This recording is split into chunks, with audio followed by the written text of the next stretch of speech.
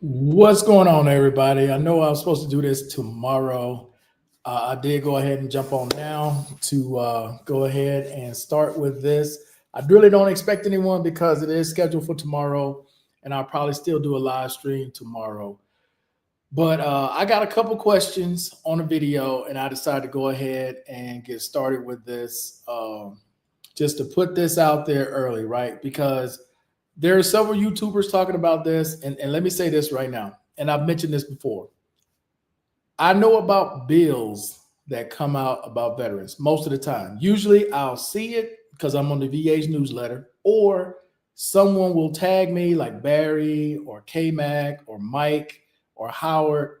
Someone will send me a clip or something that talks about a specific bill dealing with veterans.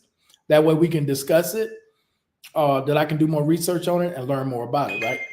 Well, Tammy Duckworth. A lot of you guys may or not know who Tammy Duckworth is, right? She's a disabled veteran. She's a member of the House. I think she's in. I don't think she's in the Senate. I'm not sure if she's in the Senate or the House. I don't want to make a mistake with that, but I know she's in Congress. Okay, this is her bill. This bill was voted on, passed both houses, passed the Senate, passed the House. Okay, it is waiting to be signed by the president. Now, the bill that I'm referring to is this bill right here. Did it come up? No, it didn't. Okay, this is the bill. It's HR 7365, and it's called Vets Safe Travel Act. Okay. Now, I'm going to say this again. I normally don't talk about things until they actually become law. This bill is waited to be signed by the president, right? It's passed both houses. President Biden just needs to sign it. It will become a law. Okay, I've seen a video that was sent to me, I think from Barry. Shout out Barry, Tommy. And in the video, the guy kind of explains it, but it's one of those things where people hear what they want to hear, right? You may say, hey, this bill only concerns these type of veterans. And someone will hear, well, this goes for every veteran. It does not. Okay. Here is the actual bill. As a matter of fact, I'm going to copy this link. I'm going to put it in the chat for anybody who wants to go back and read it on the replay. Okay. This bill is very specific bill.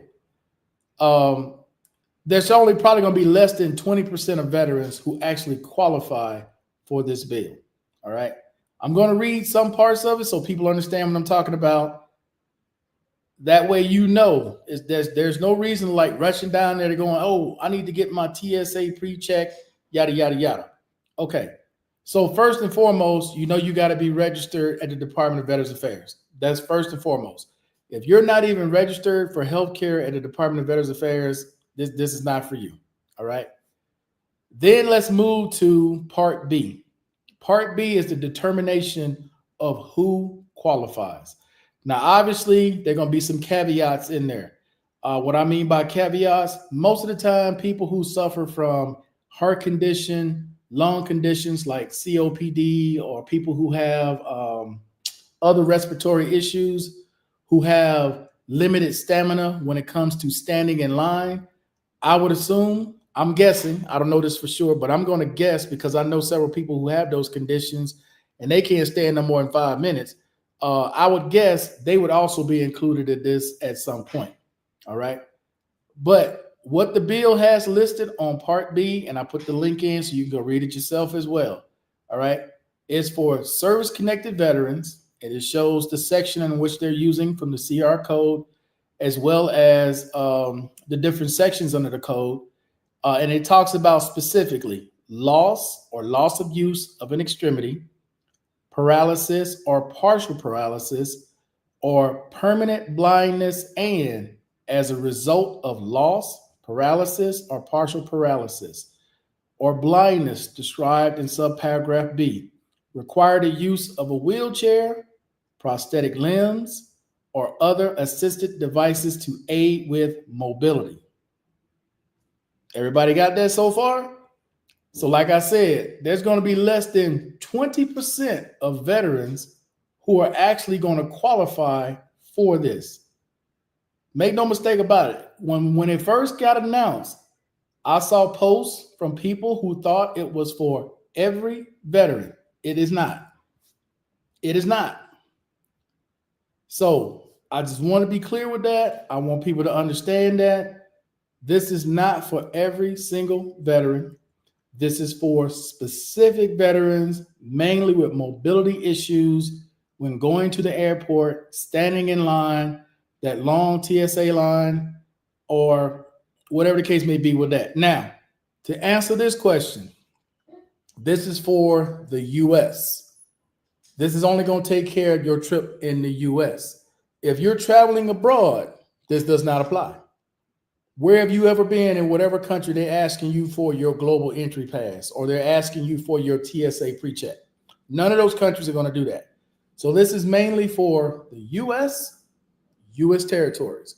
If you're going international, you can get it and it'll help you getting back to the US. But once you leave US, they don't care nothing about no TSA. They don't care nothing about no global entry. They don't care about none of that. You're going to stand in line like everybody else, or you're going to wait in that wheelchair like everybody else. Okay? So that's going to be a question, and I'll make sure I'm going to answer that right out the gate. All right? So good evening, Gary. How you doing? What's going on, K-Mac? She is from Illinois. Okay, thank you. Ms. Palmer. Now, Ms. Palmer, I already know, is one that would qualify.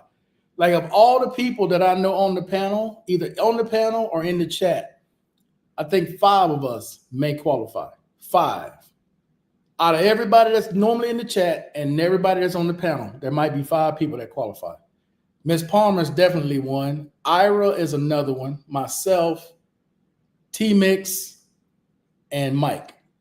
Everybody else, I don't know. I don't know everybody else's conditions.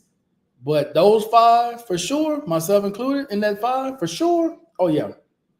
But for me, it does me no good. I'm in Colombia. What good would that do me? I mean, it'd be not just to have it, because it's good for what? I think it's like global entry. It's good for like 5 years, and then you have to renew it. Oh, a couple other caveats as well. There's going to be a background check. Let me just lay out the way it's supposed to work.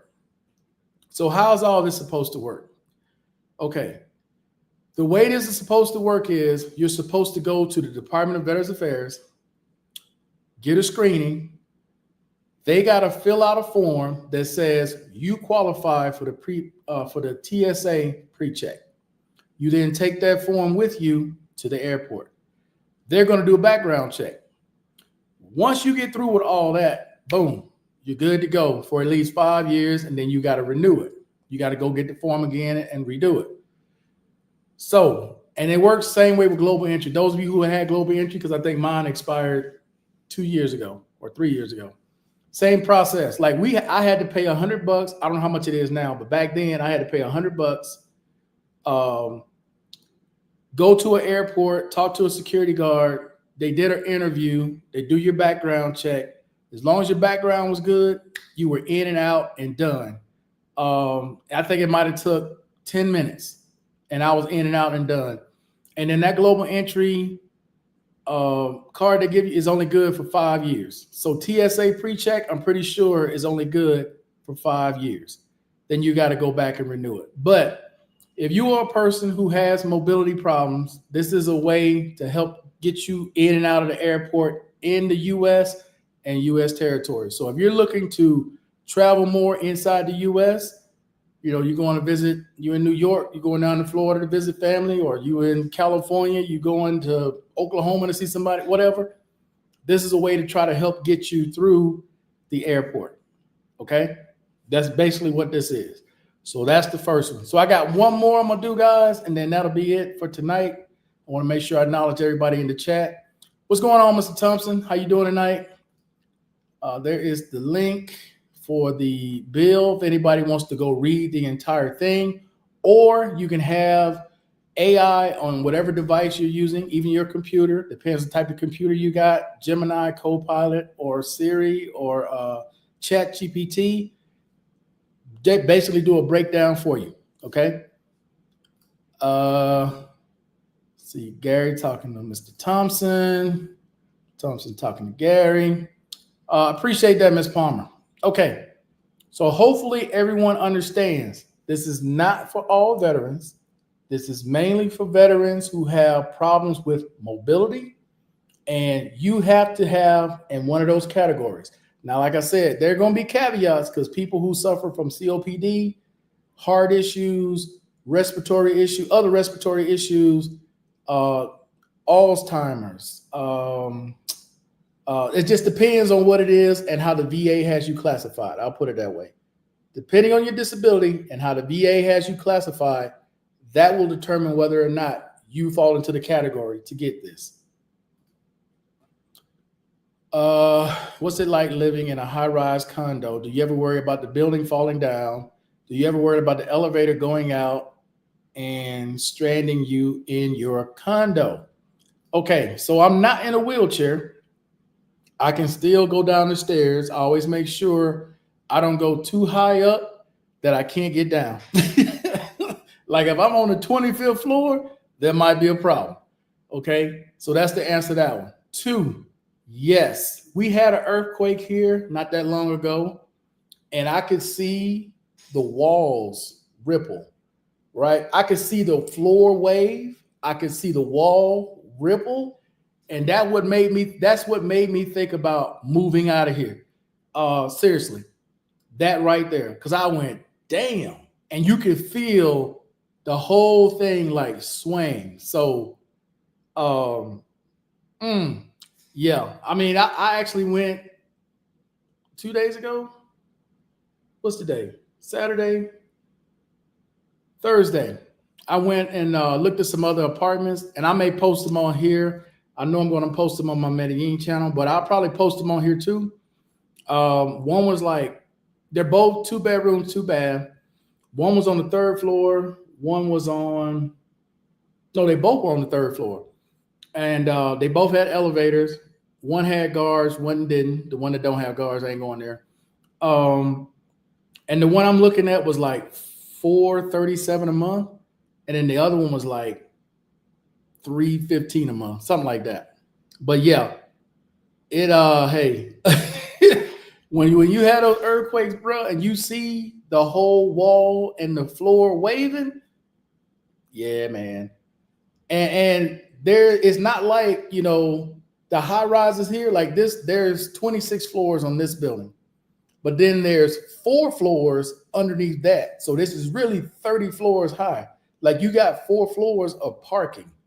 So if this building coming down, it's really going down because it's got to go down 4 floors into the ground. So I'm like, yeah, that really had me thinking, man, let me go somewhere else and get out of here because I'm surrounded by high rises.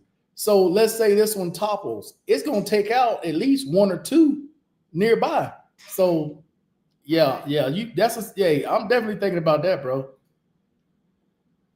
Waiting for F. Okay. The background check to be done. Yeah, they're gonna definitely do a background check. Gary, when I did global entry, they did it right then and there. When I went in, I remember I filled out the form online. I'm just talking about global entry. I'm not talking about this process. I'm just telling you my story of global entry. And I did it in Phoenix at what's the one Delta fly out of? Is it Terminal 4? That might be it. But anyway, when I went in, I had already went online, filled out the application, paid the $100. And it said on the application, you can go to these locations, and all I had to do was go up to a guard and tell the guard I need to do my interview for my global entry. So when I went to the terminal, I went early, talked to a guard. They took me in the back. They took my ID. I had my passport with me. And then he asked me a few questions. And then he said, okay, I got to run your background. They ran my background. He came back. He said, okay, everything's good. You should get, I think it's a card to mail to you or something like that. And he gave me something temporary. And he said, you can use this for the next 5 years. I said, okay, cool. And I was done. That's all I had to do. I didn't have to do anything else. So this process with TSA should be the same way. Once you get certified from the VA that you qualify, I'm pretty sure they're going to have you take that form to TSA. They're going to do their background check. And as long as you good with your background check, you're good to go. But like I said, most veterans are not going to qualify. They're not. What's going on, Mr. Morris? How you doing? Sky Park? Sky Park? Are you talking about the terminals? Let's see. I paid the money already with the online application. Yeah. Like I said, I just went to the terminal, Gary, and talked to a guard, and they just take you back into the room, and they did the interview right then and there. It took no time to get done with that. All right. So let me move to one more quick story, guys, and then I'll be back live tomorrow. You know, I did this kind of an impromptu because I knew I was going to get a couple questions on this. And I wanted to go ahead and respond to it because I really don't like talking about stuff that's not law yet. This is not a law yet. Okay. This is waiting to be signed into law. But as of right now, it is not a law. All right. So one other story real quick, and this is for veterans who re-enlisted multiple times. Okay. You may still be eligible for GI Bill benefits. So if you re-enlisted, I want y'all to hear me clearly on this. If you re-enlisted multiple periods of military service, you may still have Montgomery GI Bill and post 9/11 GI Bill benefits. Okay? Key words: multiple periods of military service. The Department of Veterans Affairs is actually supposed to send out information for those of you who qualify. Okay? So if you have multiple times that you have re-enlisted for military service, you should, and this is something that they just did. Okay? This is something they just updated with the GI Bill. Matter of fact, I'm going to copy this link. I'm going to put it in the chat for people who are going to watch it on the replay.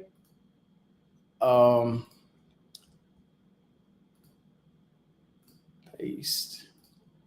All right, so that one's in here too. For those of you watching on the replay, you can go to the link in the chat and see this for yourself. But the key is you re-enlisted for multiple terms of service. Okay, that is the key. And the VA is supposed to notify each veteran that qualifies for this extra benefit with the GI Bill and the post 9/11 bill. Okay. Hopefully everybody understands that. All right. Because this is new. This wasn't something that they had previously. They recently updated all these services. Right. And this is one that they changed for people who re-up multiple times for multiple years. All right. So for those of you out there who've done that, you should be getting some type of letter in the mail, or they may inform you when you go to your VA visit that you qualify for this benefit and that you can now expound on your education, right? And get more, or whatever you want to use it for, a certificate program or whatever the case may be that you want to use it for, but you should be eligible for more service.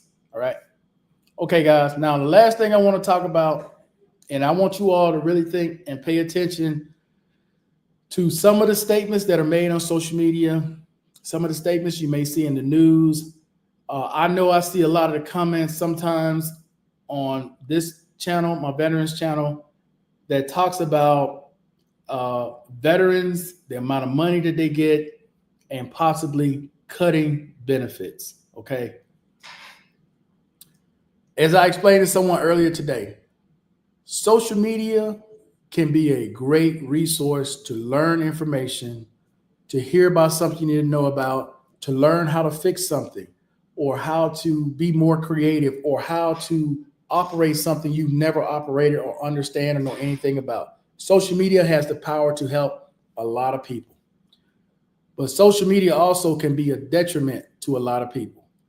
The reason why I say that is because there are some veterans out there who get online and they brag about how much they're getting. They brag about all the things that they've gotten since they've gotten out of the military, how much money they're making. People who are still working, they're mocking them by telling them, y'all still got to go to work. I get to lay at home and do nothing. I want you all to think about this now, because we as veterans are not the majority of Americans. We're not. We're a very small percentage. When you keep mocking people over a period of time, that encourages resentment. And as more and more people start to resent it, they're going to get other people to start looking at, hold up, why are these people getting this much money? How come they get to sit at home and do nothing and get thousands of dollars while I got to get up every morning and go to work? Now, a lot of people don't understand the sacrifice that veterans have to make, right? The conditions that a lot of veterans have gone through mentally as well as physically. A lot of people don't understand that. And a lot of people never will. But they're looking at their situation right now. They're not worried about what you did in the past. They're looking at their situation right now. So I want you all to think for a moment. Pretend you're not a veteran. You're just somebody on the outside, and you see this person bragging, boasting, got all these different material things, talking about how they're doing nothing, getting this government money while you struggling your ass off just to make it through the day. I'm saying all that, man, because some of the comments that I get, and they're not just from regular people, they're from veterans as well. There's a lot of resentment because veterans don't know how to do one thing: shut the fuck up. Everybody don't need to know everything you're doing. They don't. Everybody don't need to know how much you're making. Everybody don't need to see your trip of you driving your brand new this or your brand new that. They don't need to see that, because that adds to the sentiment of hate. People love to see you do good until you do better than them. As long as you're doing worse than what they're doing, they happy for you. The moment you start doing better than a lot, there's a lot of hate, there's a lot of resentment. And it isn't always people that you don't know. Sometimes it's the people right next to you. Somebody that you think is your very best friend. Somebody that you wouldn't hesitate to go help. They'd be the first one to turn your ass in. So y'all be careful out there, man. Don't look, it's a blessing to get what some of us are getting. Not everybody's getting the same amounts. Not everybody is getting what they want or what they truly deserve. But be thankful for what you do have, because with a simple vote, it can be taken away. That's how vulnerable we are to this. We are susceptible. With a simple vote, all of this can go away. All of it. Think of it like a passport. It's a privilege. It ain't a right. It's a privilege. You sign a contract that says you're willing to give your life for the country, and the country says, okay, we'll take care of you. They didn't put a dollar amount on how much they say they would take care of you. They just said, we'll take care of you. So as easily as they give it to you, they can take it away. Always remember that. Never take what you get every month for granted. It is a blessing. Enjoy that blessing. Live your life. But you do not have to tell every goddamn body every move, every step, everything that you do. When you get your increase, keep it to your goddamn self. The world doesn't need to know. They don't need to know. They don't need to know. Okay? So again, social media can be great. Social media can help a lot of people. It can. Social media has gotten me through a lot of shit. Talking to my friends on WhatsApp have gotten me through a lot of shit. But at the same time, veterans, ladies and gentlemen, keep some things to yourself. Keep some things to yourself. Nobody needs to know every single thing about you, how you took your VA money and did this with it and that with it while you at home wishing you could do these things. Nobody wants to hear that, man. Nobody wants to hear that. You keep bragging, you keep putting things out there, you're going to get the wrong person's attention. And that might be the person that starts a bill that grows and changes a lot for veterans. So be careful out there, guys. Be careful. I'm gonna read these last couple of comments. I'll be off, but I'll be back tomorrow with a full show. I just wanted to put these things out there, man, to give you guys something to think about. And we can talk about it more tomorrow. And I'm sure a lot of you all have a lot of comments when it's come to this. And I'm sure you all have met people that love to brag about this thing and that thing. Don't let that be the one thing that brings us all down. Okay. What's up, MXH? Thank you. Why tourists? I don't know what that is. See, I agree. I tell people everything is not everybody. I've been saying that for years, bro. Everybody don't need to know everything. People talk way too much. I agree. I agree with you 100%. Some veterans need to shut the fuck up. I'm just going to say it. Shut up about their benefits and enjoy the blessing. Stop bragging. Yes. I mean, look. Let's just be honest about this, man. There are some people who are receiving benefits that have not made that much money the entire time they've been working. Let's keep it a buck. Let's just be all the way 100 with this. There are some veterans out there who are making more now than they ever did when they were working, while they were in the military. That's just the truth. But there's no reason to get online and tell and basically mock people about them having to go to work, and because of your disability, you're not going to work, especially when they can see you out jogging, you out climbing, you on jet skis, right? You on a motorcycle, you drive your nice car. What's the first thing people say? What exactly is wrong with you that I can see you doing all these things and you on disability? Because that's exactly what a lot of them do. I get comments. Let me see if I can bring one up without showing you guys too much. I want to share this comment with you all that I got that wasn't that long ago. And it's from a veteran. She's a veteran. And the reason why a lot of them are upset, man, is because the new generation of veterans that are coming, some of them can't even get seen. Some of them percentages are not very high.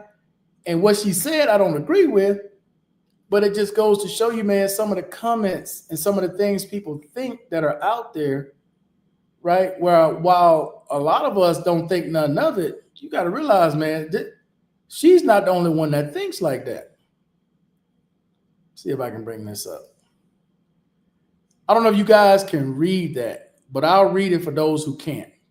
This says, there's new veterans that can't get seen on their own, never claim, newer claims address when you have veterans that don't have extreme disability issues that are getting 100% payment. They hunt, fish, hike, and other exercise activities, healthcare, medication, therapy, and a moderate amount of monthly payment is feasible, not $3,000, $4,000 a month for combat that happened in the 1960s. And there was a paper cut that is listed on the veterans' medical paperwork. It's excessive. Even SS disability can be revisited if the citizen has improved. Y'all hear me, man. People who are not in the same position, they really don't understand what veterans have gone through. I think that's a poor job by the VA and the politicians explaining why veterans get what they get. I think that's a poor job explaining it. But she is a veteran herself. I went to her page. She is an Army veteran. She has the sentiment of, okay, giving them something, but not $3,000, $4,000 a month. Why would she feel that way? Because I'm sure she's had something happen to her while she was in the military, maybe a service-connected disability, maybe harassment, maybe whatever it is. But that sentiment ain't coming from nowhere. And that's not the only comment I've seen like that. I say all that, ladies and gentlemen, to tell you all, it is a blessing to get what we have. But out of sight, out of mind. Nobody needs to know you just bought this $90,000 car with your VA benefits, or you just got this $10,000 motorcycle with your VA benefits. No one needs to know that. No one. No one needs to be online bragging how they doing nothing. And they get to sit at home and watch their kids or whatever while there are millions of other people that's got to go to work. Just think about that the next time you're feeling some type of way because somebody has said something crazy. You don't always have to respond. You don't. But anyway, though, guys, that's it for tonight. I appreciate everybody who came on with me. There will be a full show tomorrow starting at 9 p.m. I will see you guys then. So until then, though, guys, I am out of here. Peace. Enjoy the rest of your night.